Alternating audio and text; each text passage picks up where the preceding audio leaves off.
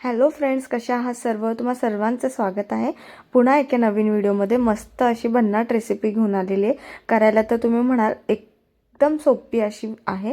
वांग्याची रेसिपी आहे. खारं वांगं करणार आहे. तर ते कसं करायचं तर ते दाखवते. खायला तर तुम्ही म्हणाल एकच नंबर लागते आणि डब्याला गडबडीच्या काळात जर करायचं असेल तर लवकरही होते. तर येथे काय काय साहित्य लागतंय ते बघूया. तर येथे शेंगदाणे घेतले, तीळ घेतले, लसूण घेतले आणि खोबरं घेतले.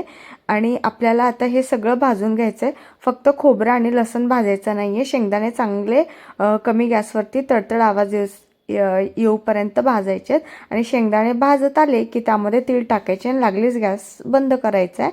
कारण तीळ याला भाजायला जास्त वेळ लागत नाही. आणि सर्व आपण काय करायचं, शेंगदाणे आणि तीळ भाजून झाली की सर्व आपण एकत्र मिक्सरमधनं वाटून घ्यायचं आहे. तुम्ही या पद्धतीने करा, तुम्हाला खरंच आवडेल ही भाजी. खूपच छान लागते आणि लेकरंही आवडीनं खातात. तर येथे बघा, तीळही भाजल्या गेली आणि शेंगदाणेही भाजल्या गेले. तर आता आपल्याला सगळं हे मिक्सरमधनं वाटून घ्यायचं आहे आणि एकदम चांगली अशी बारीक वाटायचं आहे. पाणी टाकायचं नाही आहे. आता इथे बघा, मी खोबरं विदाऊट भाजता घेतलं आहे आणि त्यानंतर आपण जे भाजून घेतलं आहे शेंगदाणे, तीळ आणि लसण, तर ते टाकून चांगलं असं बारीक वाटून घ्यायचं आहे. पाणी टाकायचं नाही अजिबात. तुम्ही या पद्धतीने जर भाजी कराल खारं वांग्याची तर तुम्ही खरंच नाव घेसाल माझं. खूपच छान लागते आणि लहान लेकरांनाही खूप जास्त आवडते.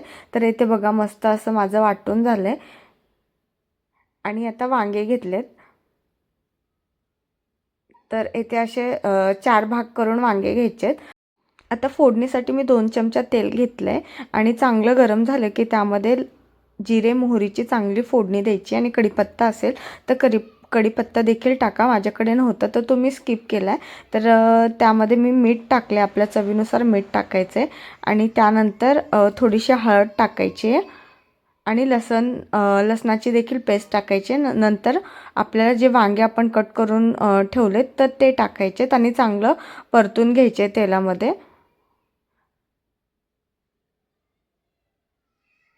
चांगल्या परतल्या गेले की नंतर आपल्याला तो मसाला सोडायचा आहे. तर थोडा वेळ मी झाकून ठेवायचं आहे ताट. आणि आता बघा, तुम्ही लागलीच माझ्या वांग्यांचा कलर चेंज झाला आहे. तर आपण जो मसाला वाटून ठेवला म्हणजे शेंगदाणे वगैरे वाटून घेतलेत तर ते टाकायचं आणि सर्व व्यवस्थित मिक्स करायचं.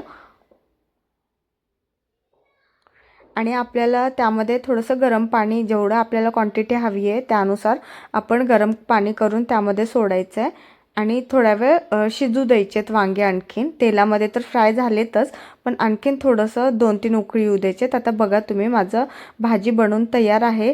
तर कलरही चेंज झाला आहे पूर्ण, म्हणजे तर्रीही सुटली आहे मस्त अशी आणि वांगे पण मस्त असे शिजलेत. तर तुम्ही या पद्धतीने करून बघा, एकच नंबर होते. आणि तुम्हाला आजचा व्हिडिओ कसा वाटला तर कमेंट करून सांगा. आणि आवडला असेल तरच लाईक करा. आणि जर कोणी माझ्या चॅनलवर नवीन असाल तर सबस्क्राईब करायला विसरू नका. भेटूया पुन्हा.